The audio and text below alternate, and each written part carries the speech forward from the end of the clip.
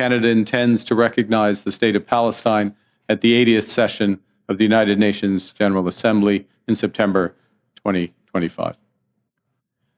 This intention is predicated on the Palestinian Authority's commitment to much-needed reforms, including commitments by the Palestinian Authority's President Impasse to fundamentally reform its governance, to hold general elections in 2026 in which Hamas can play no part.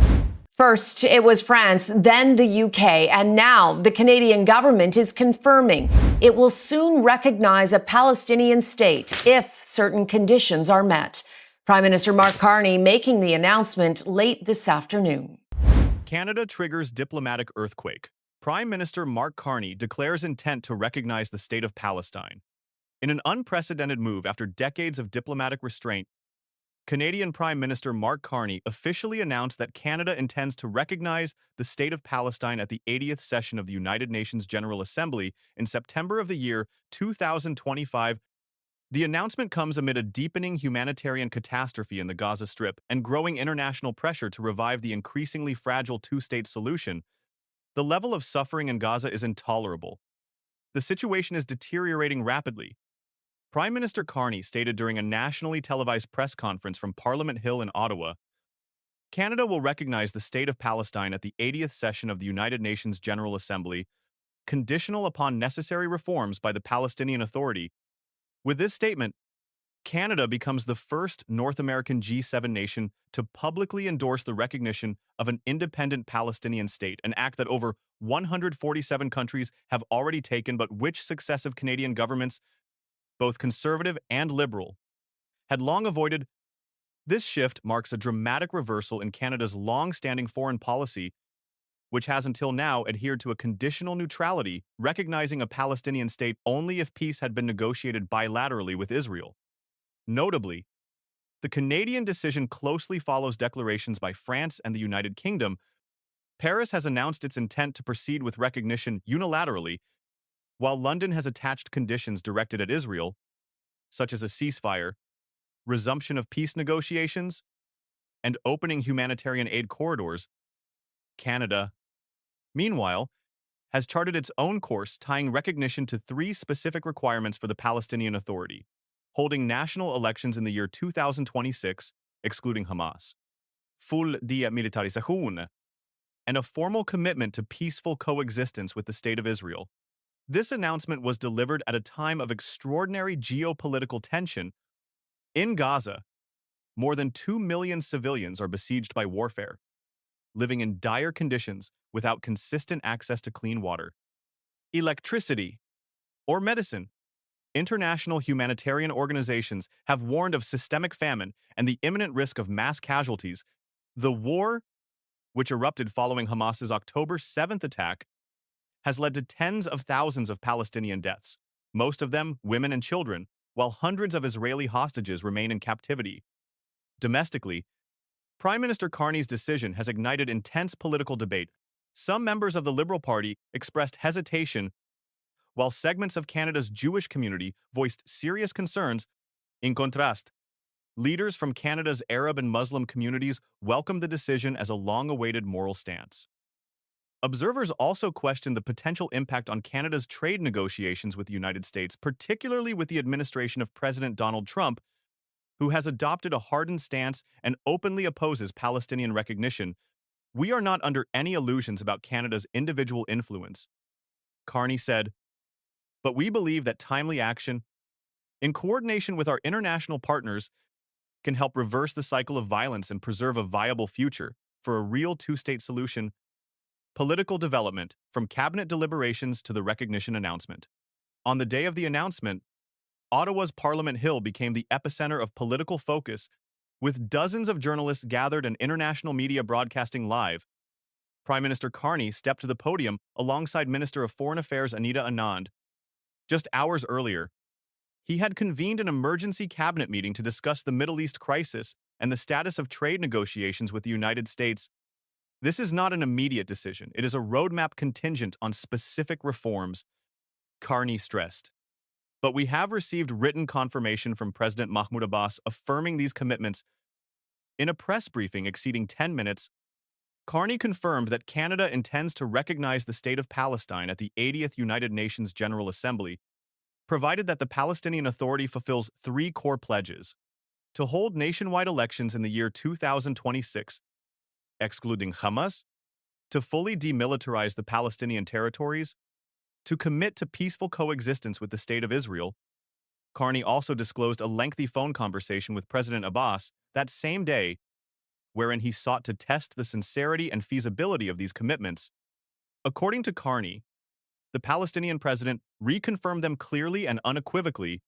Canada has also pledged an additional 30 million Canadian dollars in humanitarian aid for Gaza and $10 million in institutional support for the Palestinian Authority in the West Bank. These contributions are intended to strengthen civil governance in anticipation of eventual statehood. Notably, Carney's move did not emerge in a vacuum. It builds upon groundwork laid in late 2023 when members of the Liberal Party began reassessing Canada's long-held policy. Under former Prime Minister Justin Trudeau, informal efforts to study the path toward Palestinian recognition had already begun, though they were later shelved due to internal political disputes.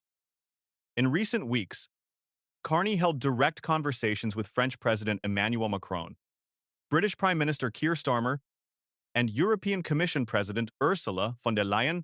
Minister Anand also participated in consultations at the United Nations alongside representatives from key Arab nations, including Qatar, Jordan, Saudi Arabia, and Egypt. In response to questions from the press, Carney reaffirmed a firm stance on Hamas, declaring, "Hamas must not be given any veto over the peace process. It must disarm and play no role in a future Palestinian state." Nevertheless, Carney acknowledged the uphill battle ahead. Organizing elections in a war-torn Gaza or even within the West Bank, where the Palestinian Authority faces allegations of corruption and stagnation, poses enormous logistical and political challenges. Still, as he concluded, if we do not act now, the two-state solution may vanish entirely. We must preserve the possibility, however remote, before it is erased by occupation, war, and extremism. The international context, diplomatic calculations and allied pressure. Canada's decision did not occur in isolation. It reflects a broader shift within the international community, with increasing numbers of countries advocating for Palestinian recognition as a symbolic and strategic response to ongoing humanitarian and political crises. France declared that it would unilaterally recognize the State of Palestine. The United Kingdom attached its recognition to conditions that Israel must fulfill, such as ending hostilities, permitting humanitarian aid, and halting settlement expansions. Unlike its European counterparts, Canada adopted a unique middle path, not making its action conditional upon Israel, but instead requiring explicit reforms from the Palestinian side. "We are not acting out of pressure," Carney stated. "We are acting because this is the last window of opportunity to rescue a viable two-state framework." While the United States continues to oppose unilateral recognition, Prime Minister Carney confirmed that President Donald Trump was informed in advance. "This was an independent but coordinated decision," he said. Key Arab allies also welcomed Canada's move. Saudi Arabia, Egypt, Jordan, and Qatar all emphasized their support for demilitarization and democratic reform within Palestine. These governments pledged to contribute to reconstruction in Gaza under international frameworks and help ensure that Hamas is excluded from political power. At the United Nations, Minister Anand joined the so-called E3 working group comprising France, the United Kingdom, and Germany, tasked with drafting a new peace roadmap that centers on a demilitarized and democratic Palestinian state. In this fragile geopolitical environment, Canada may not possess hard power, but it holds moral leverage. As Carney stated, "We know our place, and that is precisely why we must speak up when it matters most." Internal fractures, domestic reactions, and political divisions. Prime Minister Carney's announcement quickly ignited tension within the Liberal Party. Although 3 ministers in his cabinet had previously voiced support for Palestinian statehood, their public silence following the declaration was notable. Moderate Liberal members of Parliament warned that the decision could alienate Jewish voters in key ridings such as Montreal and parts of Toronto. This concern echoes events in late 2023 when Muslim and Arab donors threatened to withdraw financial support if the government failed to take a stronger position on Palestine. Now, backlash from Jewish community leaders looms in response. The Center for Israel and Jewish Affairs condemned the move as irresponsible and rewarding extremism, while the National Council of Canadian Muslims praised it as a long overdue and courageous act in pursuit of justice. Conservative Party leader Pierre Poilievre strongly opposed the decision, claiming it rewards terrorism and undermines Canadian values. Meanwhile, the New Democratic Party, despite having previously proposed motions supporting Palestinian recognition, responded cautiously, partly due to its diminished parliamentary presence and lack of formal influence.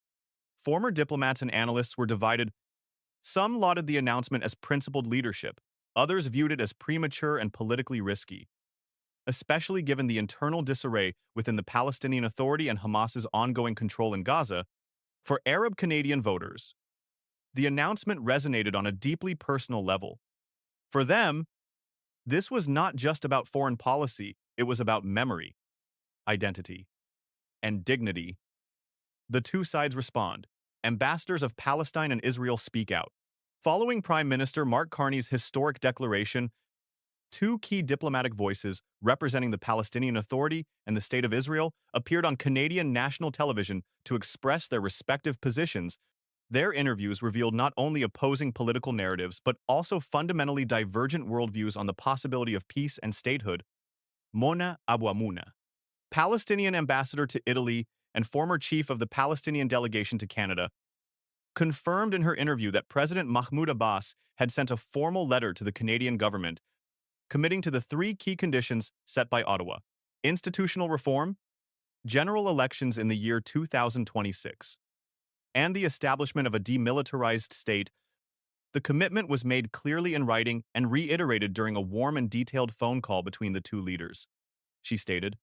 However, Abouamouna also clarified that holding elections in Gaza, under current conditions, was virtually impossible. Gaza has been flattened, she said. We cannot hold elections if our capital, East Jerusalem, is excluded. We cannot normalize an occupation that denies our people the right to vote in their own capital. When asked whether this undermines the feasibility of their pledge, she responded, "We are committed to elections, but they cannot be held under siege. While candidates are being arrested and flags are forbidden in our own land."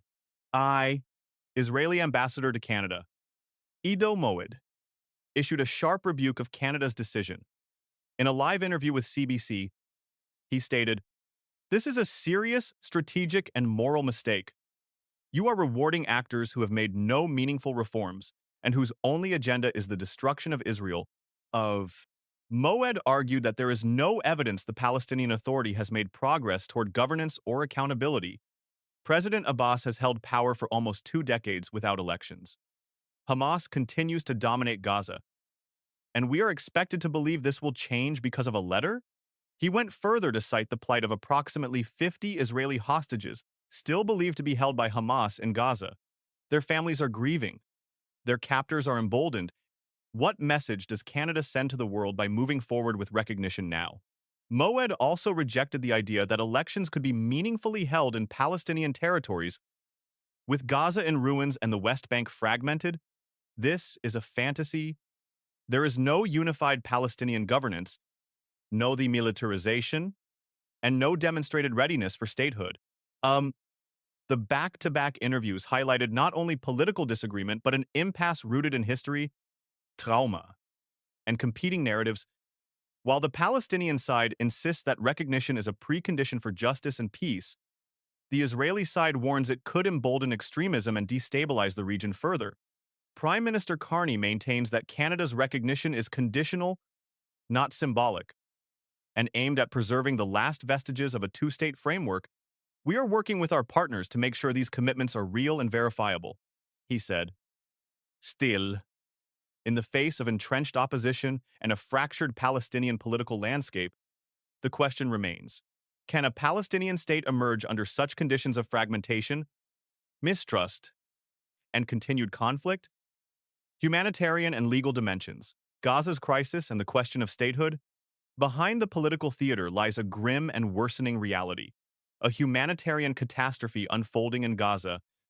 According to the United Nations and various international aid agencies, more than 2 million residents live under siege-like conditions, facing severe shortages of food, water, and medical supplies.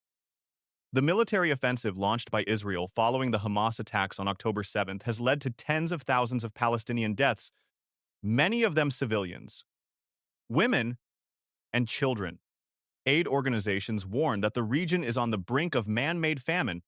Prime Minister Carney did not mince words. The level of human suffering in Gaza is intolerable.